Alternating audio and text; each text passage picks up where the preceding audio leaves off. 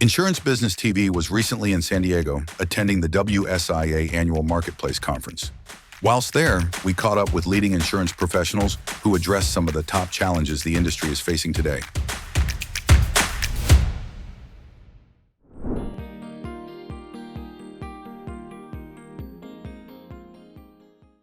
Significant. So we are already well past the intake process. We fully digitized that. We're now moving into implementation of AI across all of our underwriting divisions. Pace of that augmented AI solution is about 6 weeks for multiple divisions. So compared to any other technology implementation I've ever been a part of, the speed is pretty incredible. It's going to deliver to our underwriters at their desk fully augmented, so submission plus external content plus internal content, all delivered to them with already being run through the AI, comparing it to our underwriting guidelines and our underwriting strategies. So alerting the underwriters immediately to whether there are strategy pitfalls or there are strategy positives to the individual submission.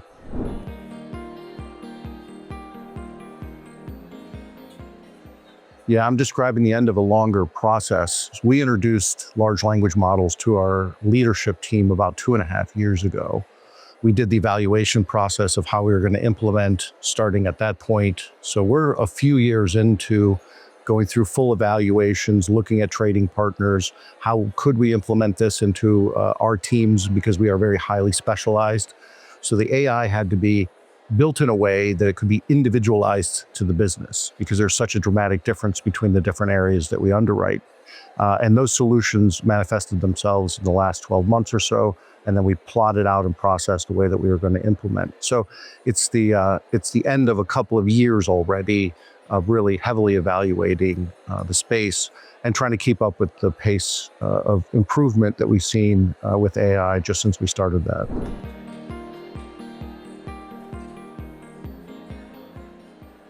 No, I think you can take the caution out by getting your employee groups very comfortable with it. So we've said all of our employees have had goals that they needed to get introduced themselves into the AI space years ago. So every single employee has a goal around it. So if you can get your teams rationalized around what it does and what it doesn't do, if it's a threat, if it's not a threat to their job, the more people actually use AI, the more they figure out it's not there to replace people, it's there to augment them and make them better, make them faster, make them more consistent. And that helps sort of get the entire organization understanding the benefits.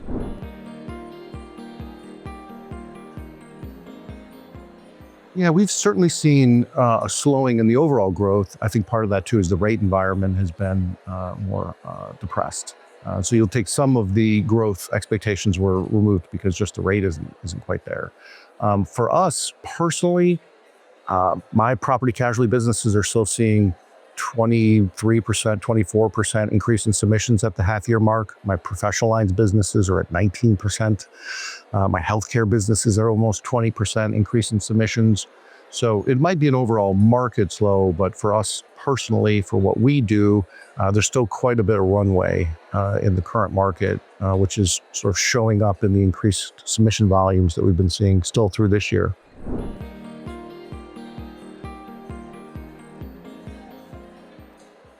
Well, like I said, I think rate is driving some of that. I think the admitted markets are starting to push up their underwriting. There are a little more business is flowing back in the admitted markets, which frankly, for the last few years, we saw the opposite, right? Where the admitted markets were contracting their underwriting, which was drawing more business into the E&S market.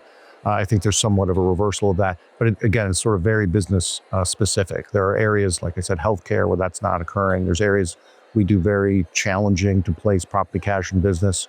That's not necessarily flowing back into the admitted markets. So I think there's always a to and fro between how far the admitted markets want to underwrite into the more challenging risks and how far they contract. Additionally, there's also a lot of innovation going on within E&S. So even as that contraction might be happening, the E&S market continues to innovate at a much faster pace than the admitted market. So I think that'll also buoy the future growth.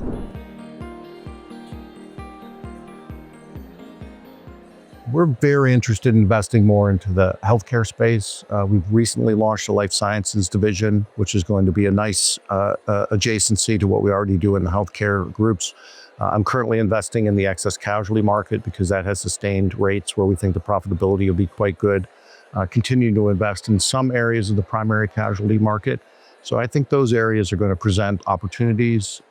And then we're also starting to take a look at addressing the insurance needs relative to AI for our customer base. So we've recently launched a new product in our E&O division, specifically addressing the AI exposure that's getting presented to our client base. So while I think, those core areas that we're already in are going to have growth, there's going to be additional areas of innovation by the time we talk next year.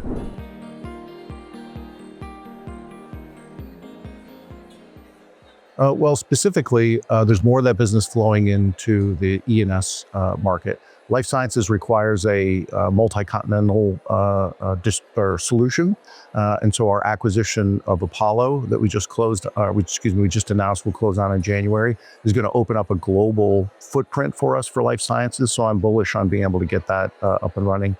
Occupational accident insurance will be another area that we can use our combined firepower with Apollo to address, which we couldn't address as broadly before.